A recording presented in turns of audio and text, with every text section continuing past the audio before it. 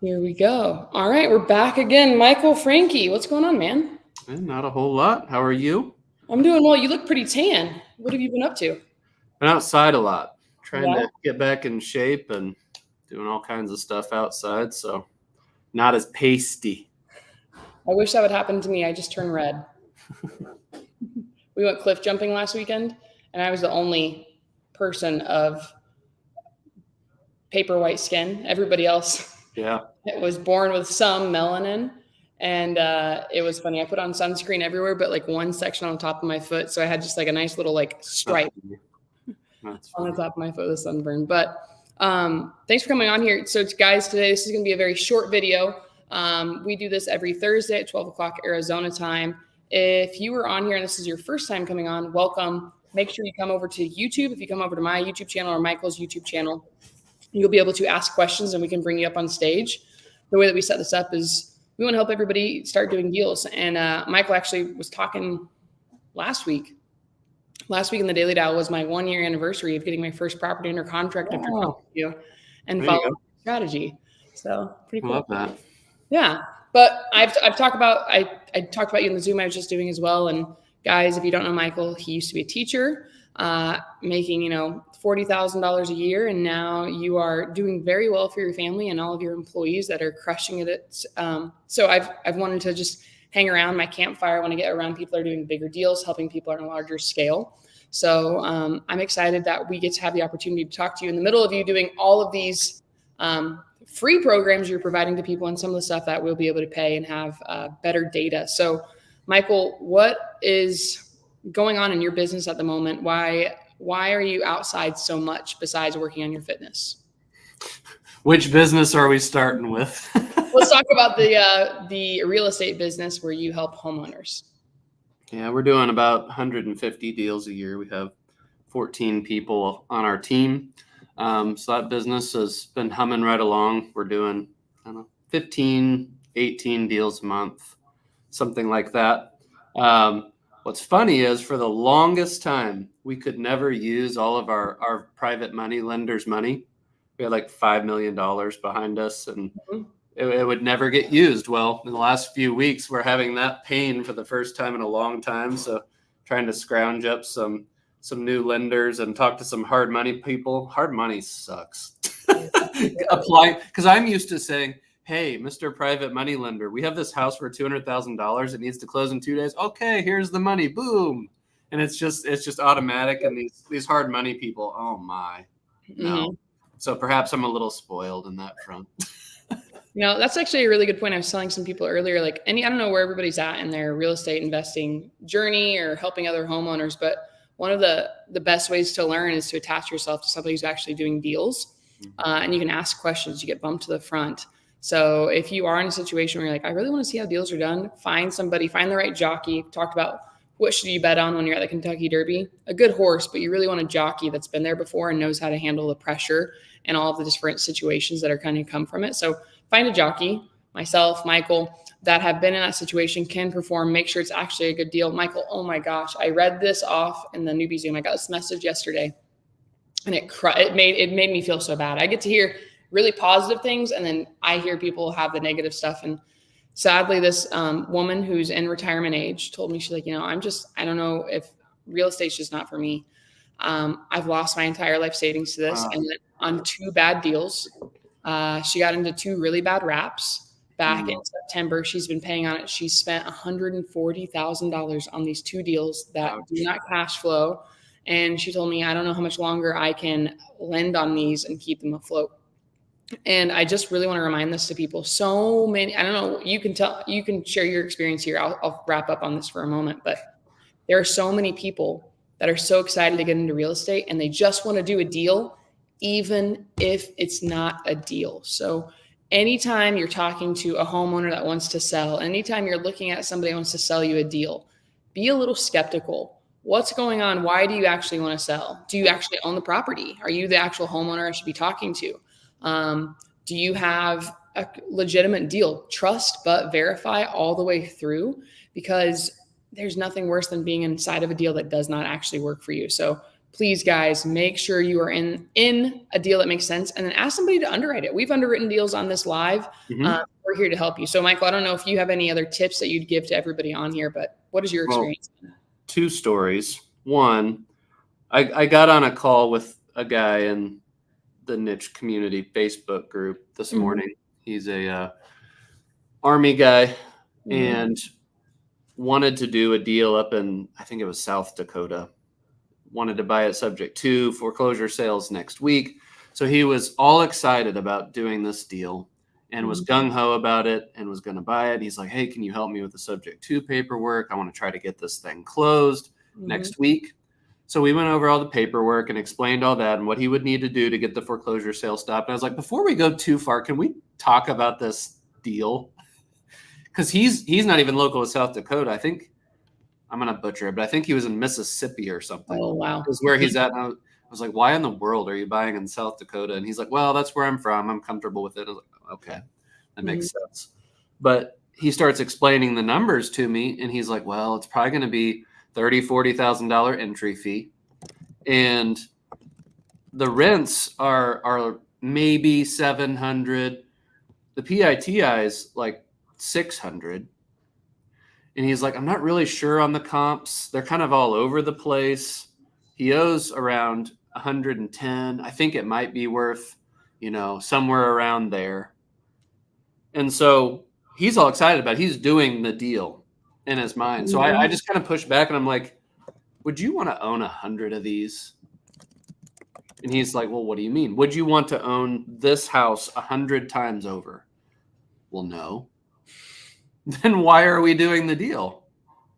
So what I encouraged him to do was go get the contract on the house, explain to the seller from the very beginning, I'm here to serve you, help you get this foreclosure sale stopped. I am not guaranteeing that I'm buying this house. I really need to do my due diligence. But no matter what, I will help you come up with a solution, whether it be with me or someone else. I told him it's very much worth going over the process and having that experience of talking to the attorneys, talking to the lenders, getting a foreclosure sale stopped. Wildly valuable education. But just because there's a deal there, that doesn't mean that you should do it, especially from 1,000 miles away or whatever that is. Yeah. So there's that.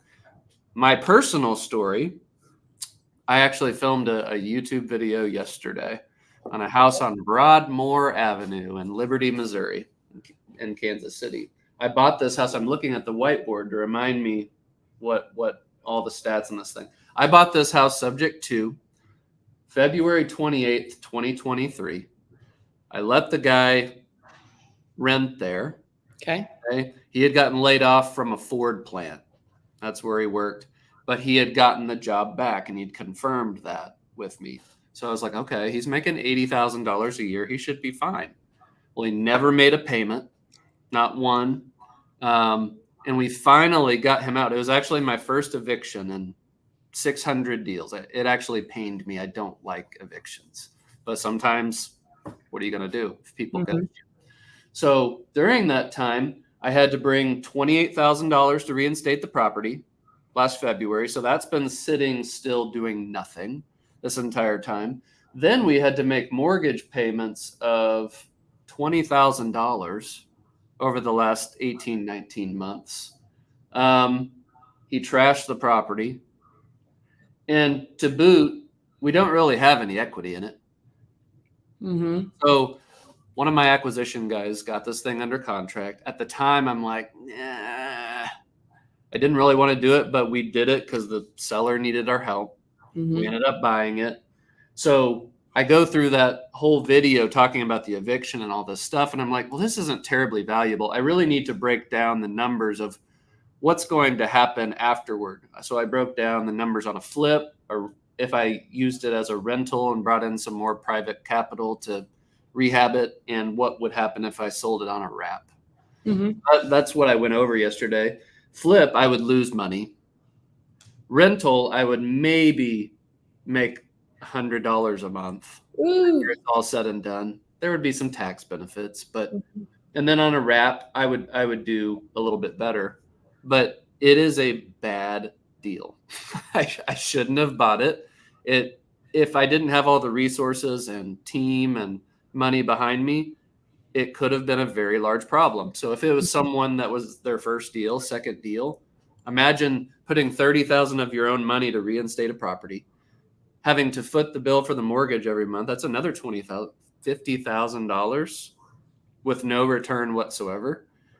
We have to be very, very, very careful.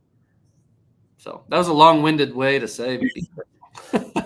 double check everything too. And I think you and I've talked about that on a few deals, because I've had you look at some of the deals I was considering. You're like, well, would you buy it again? I was like, oh no. So just because you think it might be an opportunity, it could possibly not. So everybody on here, be a little bit skeptical and make sure that you're protected, just to give you guys some peace here. But I do see a lot of questions in the side chat. So let's get to them, because we're going to have to get out of here early for things that are going on. And what I'm going to do, I don't know why it does this. So Michael, I'll put it in the private chat. You might be careful when you input it, but there's people on your YouTube channel. We got to link you up in my StreamYard so we can get it. If I post it, they see it. Maybe one of those days we'll actually do that. But for everybody on here, if you go to the link, maybe I can just share this. If you cannot, just copy and paste that link I just put underneath me right here.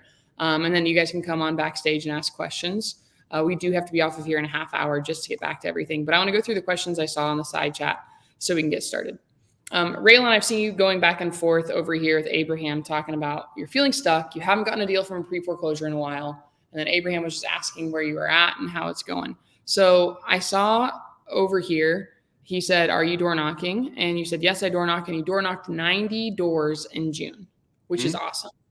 One of the things I like to, and I don't have my iPad's next to me, but I can't throw it up on the screen right now. What I would say is when talking with you before, Michael, we've kind of gone through the hierarchy of where we should prioritize some of these deals. Yeah. So Raylan, one, you do absolutely need to know your KPIs, because he asked further down, how many conversations are you having? And you said you're not tracking that KPI. If you can't track it, you can't, if you don't measure it, you can't grow. So we want to make sure that we're staying on top of everything. So if I were you, I would prioritize in the doors that you're knocking, which ones look a little bit more distressed, which ones are vacant, and make those go to the top of your list and go all in on those and try and find next of kin. I know I've talked to Michael about that, and that was one time he's like, well, how are your vacant ones going? I was like, I was having a hard time. Go all in on the vacant ones. That can help you a lot more. But the last thing I was going to say before I hand it over to Michael and letting him talk, how many times are you knocking on the same door? Is it you knock one time, you move on, or are you going back multiple times and staying on top of that and trying to contact them? Because Michael, what did you say? You had one deal where you made $70,000. How many times did you contact that homeowner? 115 or 17, one of those. 115 to 17 times that he contacted this homeowner to make $70,000. We did the math before. It's like $640 every time he did outreach on it. If you guys think of the outreach when you're reaching out to these homeowners, every time it's $650 to reach out to them, like, could I get you to put the phone down? Think about that. That's what you need to be thinking of. So Michael, what would you say for anybody else who's getting stuck, who's doing the work? What kind of feedback would you give them? So I get messages about this every day. Either people are celebrating their first foreclosure deal, which is amazing. Matt Browning over here says he dispoed his first pre-foreclosure deal today. That's very exciting. Other people say that they're kind of feeling stuck. Many times when people are stuck, I find out that they're a one-trick pony, meaning I just cold call, I just text, I just do door knocking, and that is it. Can it work? Absolutely. But if you're one-dimensional, it's hard to win. Just like in sports, if you only have one move, one thing, you're not going to be very good. You're going to be predictable. So if you're door knocking, like Raylan says, he's like, I've door knocked 90 doors.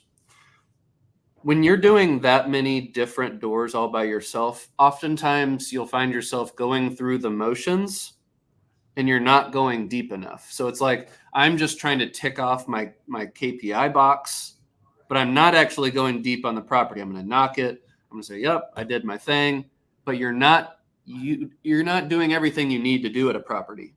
Yep. You're not leaving a note. You're not noticing if it's vacant. You're not talking to the neighbors. You're not importing that all into your CRM or your Google Sheets or whatever you've got. When you get back to your office or your house or wherever you're at, you're not going back and looking at all that information and saying, what did I learn from that? How can I dig deeper? Oh, it's a vacant one. Did I check to see if the person has passed away? Have I looked at the obituary? Have I called the funeral home? Have I found the heirs on Facebook? Have I done all these different things? Many times you will say, no, I haven't done it. I haven't been consistent. Well, if you're not being consistent and doing all the things and you're just going through the motions, it's likely that the opportunities are not going to come, because the difference between a deal and not a deal is almost nothing. It's very, very slim. It's one small action, one observation, one more time going back through something to see if you missed something. And that's the difference. Hopefully that's helpful in some way. So, and this is another thing. So I've been doing a lot in the Daily Dial lately, and the Zooms that I run where I do some coaching with people. And I've been giving everybody like work while we're in the Zoom. And this is what I think a lot of people are just so concerned with. I have to hit this number. I have to hit this number. I have to hit this number. If you guys are hitting your calls, but you're not actually taking notes during the call or after the call and giving yourself 2 minutes, 5 minutes to put in the notes and to do the extra step, you're wasting your time. So make sure while you're in the process, before I go into an activity. So like, for example, if this was a Zoom, a coaching call Zoom, at the beginning of this, I'd probably throw in some jams and I'd put a little prompt up that says, what is your intention that you want to get out of this video today? Whatever you guys are doing, when you're getting on the internet, when you're going to go get distracted by something, what am I trying? Why did I show up here today? What am I wanting to ask? How can I ask a question today that's going to help me go solve another homeowner's foreclosure situation, put more money in my pocket so I can help my family out? What do I need to do? And I would focus on that whenever you're about to do something. Why am I making these phone calls? Okay, the phone calls aren't working. Did I double dial them? Did I take note? This one's disconnected. This one's a landline. This is a cell phone. Have I continued texting the cell phone? Did I set a task to do a follow-up? One thing with the people that are calling for my leads, I have to go back and double check their work. You've said this so many times. Think of your sales team as toddlers. You got to just keep reminding them. Not that they are toddlers. It's just like people forget. Like I go back through and I meet with them. How can I help you guys do a better job? And I'm realizing they're not setting follow-up tasks. You're not setting up follow-up tasks. You're not staying on top of your leads. Somebody else is going to come follow up when you don't. So follow-up is the name of the game. And I would make sure that you're staying on top of them. Trevor, and I'm going to get to you, Matt. You're going to come up right for this. It's funny. On some of these vacant houses, I've taught enough guys in Kansas City that process that they're very good at it. And we'll all be kind of like, we're friends now. So it's like there's this friendly rivalry on who's going to get the deal. And someone will be text message in the thread. It's like, oh, I got that one house today. I locked it up. And everyone's like, oh, we tried so hard. How did you find it? Since we know the process, it's not like you're sharing anything. So they say, well, I talked to the neighbor and then they said that they were in an assisted living community and I went to the community and I signed it. Woo! And it's just a wonderful reminder to my acquisition people. And when I win to their acquisition people, it's like, you got to do that extra thing all the time. So, what is the one more thing that you can do? All right, I want to get to this, and then we're going to bring Matt up. Trevor just said, how many times and how often should I call someone before I get a conversation out of them? I mean, Trevor, were you on here 3 minutes ago when I asked Michael how he made $70,000 on one deal? That was from reaching out 115 to 117 times. So that's an extreme example. That was more of a case of I wanted to share how you have to persevere sometimes. But it's likely you're going to have to follow up 6, 10, 15 times to have a conversation. Sometimes you'll get lucky. I was spoiled and I got my first 2 door knocks ever. I made almost $100,000. And I hear other stories of people. They're like, I was so scared to door knock for the longest time. I door knocked my first door and had my first appointment right on the spot. That's not normal. It's not typical. But guys, you're going to have to do more outreach. Or Mosey talks about it all the time in his content. It's like, I didn't take gym launch from $1 million a year to, upwards of $100 million a year just from doing a low amount of marketing. I had to do more and more and more of the same stuff. So if you're not getting a result, either you're not being observant of your surroundings or you're not doing enough. I would agree. So, Trevor, call, text, change it up. Are you calling at the right time? Are they sleeping? Are they at work? Door knock them, message them on Facebook, snail mail, LinkedIn. Have you thought of all the creative ways that you can reach out to them? So And that's why you want to hang around the right people. I've learned a lot of this from Michael. All right, let's pull up Matt because you've been so patient. Matt, dude, congratulations. Thanks for coming on. What's cooking? Yeah, just closed on my first pre-foreclosure deal. I took it down, and then it was actually a mobile home on a 1.25 acre lot that I thought I was going to have to haul off. I thought it was beyond repair. I had a flipper go out there with me, and they were like, "Yeah, this is $100,000 rehab, and then you're still in a mobile home." So I bought it thinking I was going to have to do that, and the day after I closed, signed a PSA for a $30,000 profit. Hey, Let's freaking go, man. So Congratulations. I've got that, and I've got another deal under contract to sell that I bought at a yard sale, essentially. those are So great deals. I love those. so that one will be a good payday as well. But so my problem now is I've done PPC in the past. Okay. That didn't pan out for a multitude of reasons that I'm not blaming anybody else. But What market are you in, Matt? I'm in just outside of Lexington, Kentucky. Okay. So what I want to do is to accelerate my deal flow, and try to get a little bit more streamlined with my. They don't have to necessarily be inbound leads. I'm happy to do that, but I would also like to be more efficient with getting opportunities. So I have local access to county records, all remote, so I can do that online and in Lexington as well. But it just takes a long time to get all that data together to even start the call. So just looking for some advice now that I have a little bit of cash to invest in this. I'm going to give you two. I'm going to give you two things. I'll take the first one and I hand it over to Michael. So I started this up saying July 1st was the 1 year anniversary of me listening to what Michael said and getting my first property under contract from door knocking. I'd been doing it for 2 weeks. So that just happened. We're on July 11th right now. What I was doing back then, I was a one-woman show. I'd go to the county recorder's website. I'd pull it from there. I'd pull it from my different trustees' websites myself. I'd see, is this in my buy box? Is this in a city I want to buy from? Does this fit the property type that I want?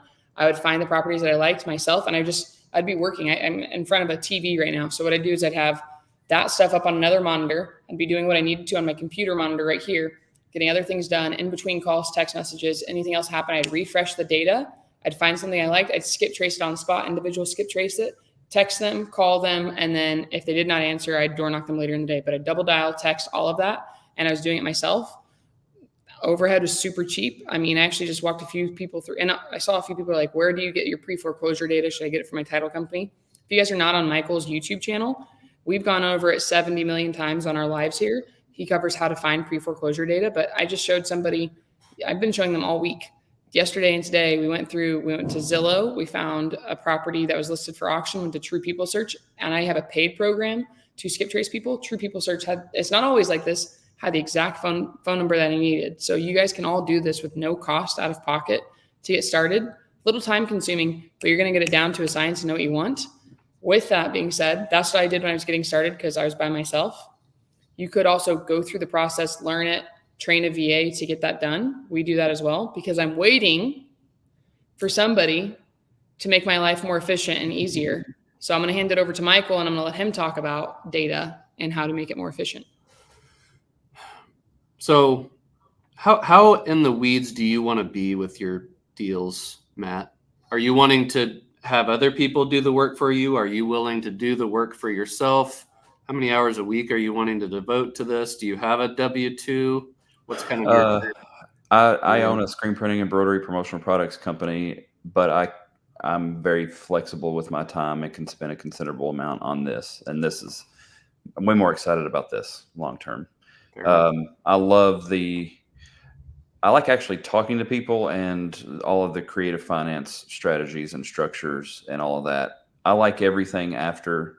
I don't mind the research. I can't be talking to people if I'm researching. Exactly. So there's a lot of value to knowing how to pull the information, but that's a $10 an hour task. If someone's taught how to do it, a VA anywhere in the world can learn that task in 5 or 10 minutes. It's not terribly difficult. But it's really good to learn the skills. So you should learn that, document how to do that, get the data. But yes, you're right. That's a $10 an hour task. You need to be doing $1,000 an hour, $10,000 an hour tasks. Those tasks are. Stop you for a second. Everybody, I hope you just heard what Michael just said. I'm stopping him because I want us all to hear that and for it to be repeated. Grab your pens. Stop this, what you're doing. Take a moment here. He just said we should all be doing $1,000 an hour, $10,000 an hour tasks.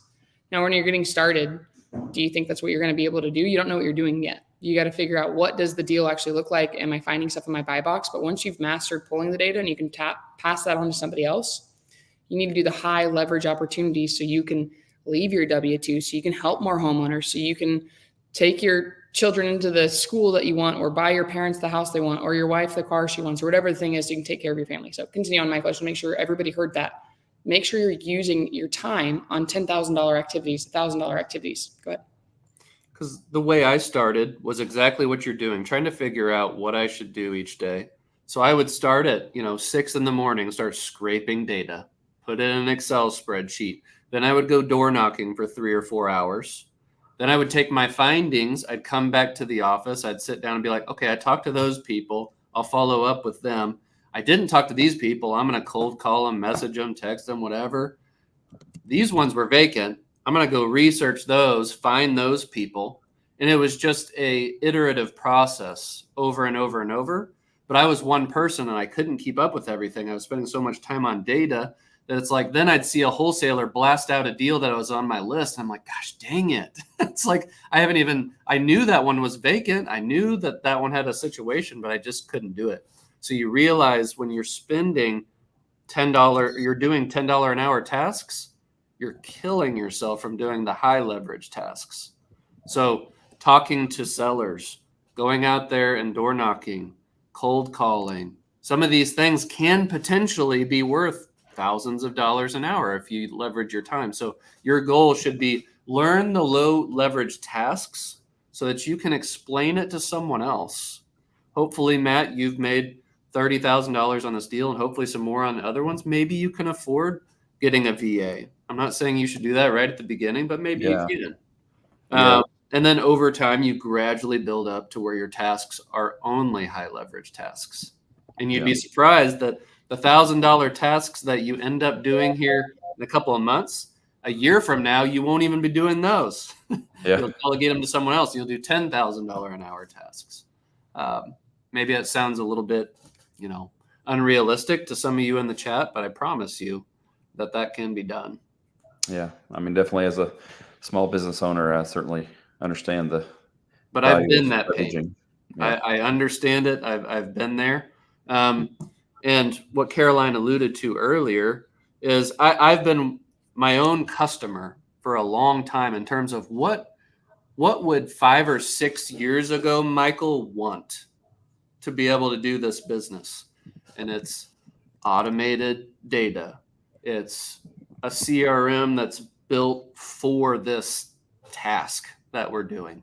It's all of those things that you want, and that's what we're building. So it's taken a little bit longer than I want, and Caroline's frustrated with me because she's not using it quite yet. But we have built a service called Niche Data that we have used AI, and it pulls pre-foreclosure data from the county every single day, cleans the data, skip traces the data, puts it in a portal, takes that information in the portal, pushes it into a CRM that is built for niche lists with all kinds of automations and things in there. So that's what we're building, and we're really hoping that it can enable people to help a lot more homeowners and cut that learning curve. So I'm curious, Michael. So I want to just make sure I understand.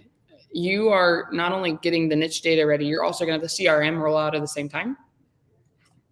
That might be in a couple more months.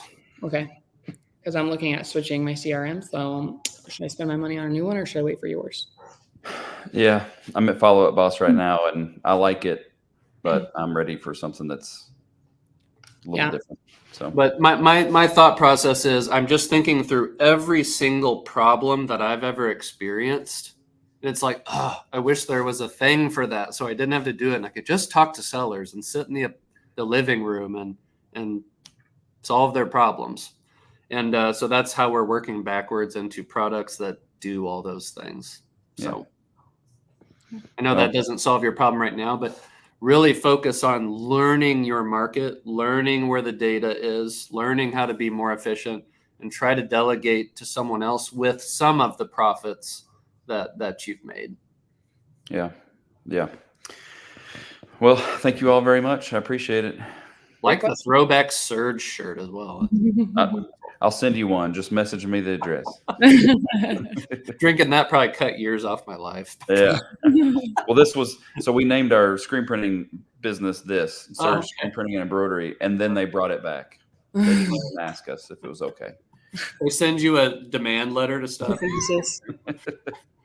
I thought they foreclosed on Surge, so I guess not. Maybe you can buy it sub 2. I don't know. There you go. See you guys. Good seeing you, man. All right, let's get to a few of these other questions on here right now. And then, guys, again, I will throw the link in here one more time. Sadly, I think you just have to go over to my YouTube channel if you're not seeing it to get up on stage. So there's a link on my YouTube channel that you guys can join the StreamYard and jump up. All right. We already got that one. Let's go to this one right here. Lindsay Yocolano said, we have so many leads, but do not have the paperwork or what to do next. What do you suggest? How do you analyze a deal? So I'll take it and I'm going to give it to Michael afterwards. First, does it fit your buy box? Remember, guys, we always want to reverse engineer. We always start with the end in mind. And everybody on here, Michael just talked at the very beginning of this about a guy who's in Mississippi potentially and going to buy a deal in one of the Dakotas or Nebraska or a state that's not even real. Like, why would you guys do deals where places like there's not a lot of opportunity and you're not also boots on the ground? And why would you keep it? If you wouldn't buy it 100 times, don't buy it once. Okay.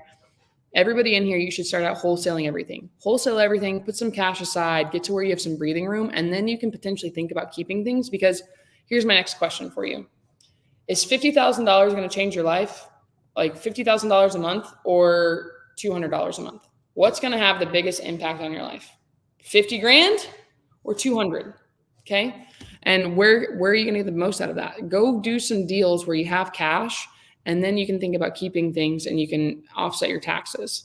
And then once you're talking to the homeowner, you can't analyze deals unless you know what's going on with their numbers. Do they have equity? Are they low on things? Like somebody, again, on these Zooms, somebody they messaged me on a deal. Again, we message back on Instagram. If you guys are not messaging us on Instagram, you're missing out.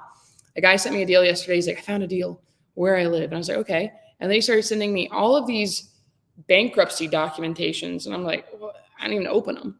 First, I'm not going to open up random links people send me, but I was like, I'm not opening this. I'm like, did you speak to the homeowner? He's like, well, no, but there's a bankruptcy. And I'm like, what the heck? So he came onto the Zoom today and he was talking to me about it. And I was like, he brought it up again. And I was like, stop. I'm not going to talk to anybody you haven't talked to. Have you spoken to the homeowner yet? He's like, no, I can't find their information.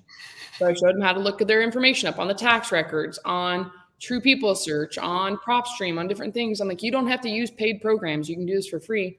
And we found out whoever he found bankruptcy documents on were not even the homeowners. Okay. So don't go down 18 rabbit holes. Find out who owns the property, call them, see if they'd like help. Are they interested in selling? What do they want to do? What is their goal? And then go from there. So don't analyze anything until you've had the conversation. Don't underwrite anything until you've had the conversation. I don't know how much time I spent when I first got started comping deals. I'm like, this one looks like it should be a good one. I'm going to call them. And then they'd never answer and I could never get a hold of them. Call and make contact first. Michael, what would you say?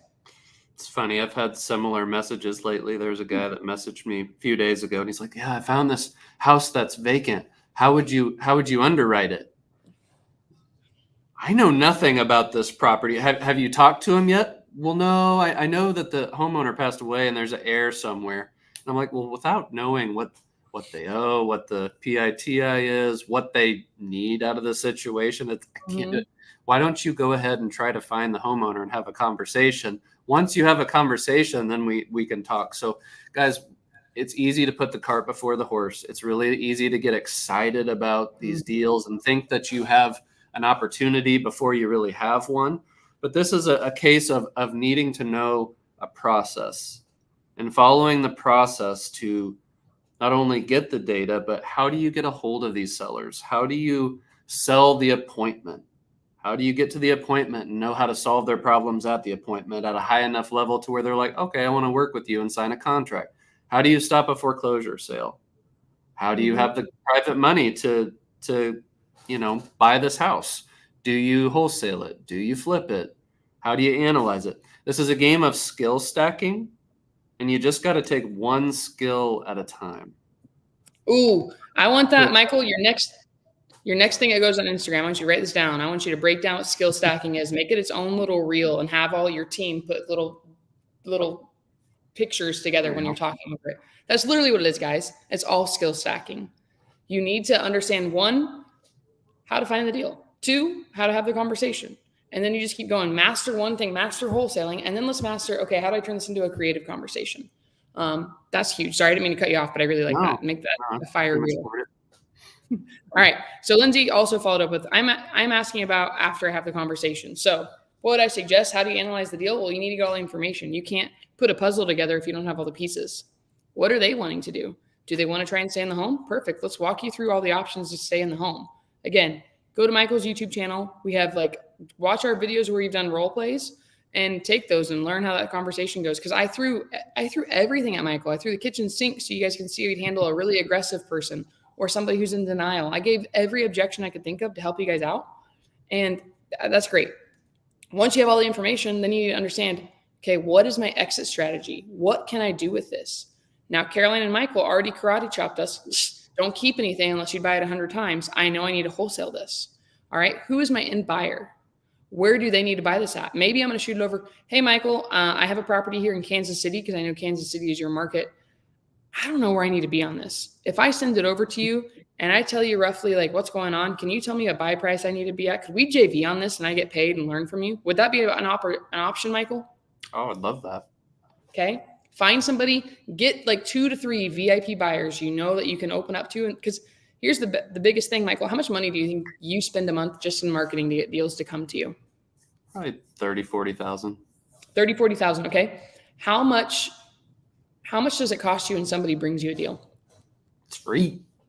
Free. Yes. You love that, right? The hardest part is finding actual deals. So if you guys bring your buyers deals, they're going to answer the phone anytime you reach out. They're going to be like, okay, I know Caroline's actually bringing me a deal. Let me see what I have. One of my buyers, sadly, I'm actually starting to keep stuff. So he keeps asking me, he's like, yeah, anything I can take a look at? But he reaches out to me. So keep it very frequent where you reach out to them, understand where you need to be on your buy price and what needs to work, and then talk to your homeowner. But we're down to help. Lindsay, I don't know what market you're in. We're down to help you out too. I specifically focus in Phoenix. Michael's specific to Kansas City, but I've done deals outside of here. I have a deal in Las Vegas right now and another one in Atlanta. So we can at least point out the right direction. Oh my God, I'm going to be in Philadelphia at the end of the month. So if anybody's in Philadelphia, I'll be there on the 28th at the Phillies game. So I hope to see you. But yeah, so reach out to people that are doing deals. I think that'd be the biggest point of action that you could do next. All right, we have 5 minutes for more questions. Let me see what else we have on here. You got anything else you'd add, Michael? No? All right, we're going to keep moving. No. All right, so here we go. Look what Patrick just said. That happened to me the other day. I was researching a dangerous building in Independence and found out it had already been assigned. Wasted a lot of time digging on a dead lead. See, you got to have the conversation before you go into researching. All right, I know we've covered this quite a few times, Michael, but what are the steps to find a vacant property owner? What would you do first? So let's say that you find a vacant property, you're out door knocking. And that's why I like door knocking so much. Not only can you get a hold of the seller quick, but you get more points of view of information on the property. You can talk to the neighbors. You can see it's vacant. You can see the condition. It just gives you a lot more information. But let's say you found a vacant property and most people are going to say, well, I'm just going to put that in my old CRM and I'll get to it at some point. I have a YouTube video that I broke down what my acquisition agent did when they found a vacant property. It was a half duplex on Christie Drive in Grain Valley, Missouri. So he door knocked the property, found that it was vacant. The management sticker was on there. The lender had secured it, put a lockbox, all that stuff. They found it to be vacant. So he saw a neighbor next door, said, hey, what's going on with the property over here? The guy's like, well, I know the guy's name is, I forget the guy's name. Let's say it's Jake. The heir's name was Jake. The homeowner passed away, and he didn't have any more information. So my guy went on True People search. I kid you not. We use this tool sometimes. Free search. So he just typed in the property address, Christie Lane, right? And on the different people that are associated with the property, there was a Jake on there. Clicked on Jake. Well, he had a property in Lee Summit that was like 15 minutes from Grain Valley where this house is. So instead of waiting, he drove over there right away. Door knocked on the house. The guy answered. Jake said, "Hey, yeah, I wanted to do something with that property, but I talked to a probate attorney. They told me it was going to be $20,000. I didn't have $20,000. I gave up. I was like, well, nothing I can do." So my guy told him, like, look, that's really, really expensive. We can actually get that done for about $2,000. Would you be interested in selling it? If I could take care of the probate, take care of that whole process, get you some money in your pocket? I said, yep. So he literally takes the keys out of his pants. You want to take a look at it? Gave us the keys, drove back over there. And so we got his phone number, called him back up after we looked at the house. He didn't answer, ghosted for a while. I'm like, we're not going to get it. What did we do? Drove back over to the house, door knocked it. He said, "Hey, how was the house?" Signed the contract on the spot. We ended up making like $54,000 on the deal, put $30,000 in the seller's pocket. Wow. Okay. So don't overcomplicate this. But what are some steps? I just told you a story. Number one, you find a vacant property. This needs to be flagged hot, really hot. Okay, if you have a list of 40 houses you're going to go try to door knock today, but you find a vacant one, maybe some of those should be ignored and you should focus on the opportunity that you have right in front of your face. Mm-hmm. So you find a vacant property. You're going to try to see if the homeowner is alive. So if it's Mike Smith, type in Mike Smith, obituary, Grain Valley, whatever city you're in. See if you can find an obituary. If you find an obituary, they're dead. That probably means that there's some sort of probate situation or there might be some heirs. In that obituary, You're going to find heirs information most of the time. It'll say, oh, his daughter, Jane Smith of Littleton, Colorado, or whatever it says, and all those different people. Well, then, before you even leave that obituary site, you're going to call the funeral home. You're going to call the funeral home and you're going to say, this is the weirdest request you've ever gotten. And they'll go, oh, really? And you'll say, you had Jane Smith go through your funeral home. They passed away last October. Unfortunately, their home is vacant. They're behind. They're going through foreclosure. I'm just trying to catch up with the heirs. I know that you can't give me their information because of HIPAA and all that, but would you pass along my information to them? I've never been denied this. They will do it every single time. And the amount of calls I get back from the heirs, sometimes right away, is pretty staggering. Also, while you're on there, there's always a comment section on the obituary. There is someone that has control of that obituary in terms of the heirs. They look at these comments and stuff. I'm sorry for what happened, or I have my condolences for your loss. I'm trying to talk with someone in the family. Please give me a call, phone number. Do that. Then skip trace the heirs, give them a call. Try to get a hold of them. If you cannot, find them on Facebook. Just go through all of the different things you can think of to try to find them. Talk to the neighbors. Do you know any of the heirs? Do you know where they might live? Do all the things that other people are not willing to do, and you will get results that no one else can. Mm-hmm. It gets really repetitive, but if you develop a process and you just go boom, boom, boom, boom, boom, and you do all of them, and then you move on to the next lead, go through the process, boom, boom, boom, boom, boom, you will get deals that you're not getting right now because you're not following a process. You're just making up what to do. Absolutely. Those are some big That moves. advice right there should make someone $1 million. I'm not kidding. You can make a lot of money just doing what I just said. It's not giving up, guys. That's the biggest takeaway here. Now, I know we're over on time that we said we'd be on here, so I want to just say if you guys missed We this can in a go a few market, more minutes if you want. okay. I saw Derek was like, "Is this talking about vacant houses? Is pre-foreclosures? This is a pre-foreclosure vacant house." So if you guys did miss this from the beginning, go back, watch this. We do this every Thursday at 12, unless like an emergency comes up or we're out of town. We try and make this happen. We message back on Instagram. We are here to help you guys. I do want to just say, ask one thing, because this is 100% free. We're taking time away from our teams, our business, our family to be on here. If you guys could, if you found any value today, could you share this video? Could you like this? Could you say something in the comments below? If you're not already subscribed to our YouTube channels, could you click that and then make sure you turn on all notifications so you know when we're live? That's the only request I had. But I love seeing everybody saying this is actually, Patrick just said, actually made that call last week. It was very easy conversation. So these are tips that work. Another thing Matt said, before I found Michael and Caroline, I had a conversation with heirs in front of their deceased parents' house that was 15 days away from a foreclosure. I didn't have the tools to help them. And that stinks. If you don't have the tools, though, you have a whole community of people that probably do. Mm-hmm. Don't be afraid to not know how to answer a question. After all these years and 600 deals, I still don't know how to answer questions sometimes. And that's okay. Just be transparent with the seller. Wow, that's a great question. I've never heard that one before. I really want to know the answer. I do have a member on my team, probate attorney, whatever attorney person that will know the answer. Would it be okay if I reached out to them, connected with them, got that answer, and got back to you? Well, yeah. Don't feel like you have to know every answer. Real estate can be complicated. You're not going to know everything, and that's okay. And that's how you grow your skill stack. And guys, and that's how people, they don't want to know it all. They want somebody who actually cares and is willing to help them. Mm-hmm. You don't have to have it all. So I'm glad this was helpful, guys. Please let us know what you'd like us to cover next week too.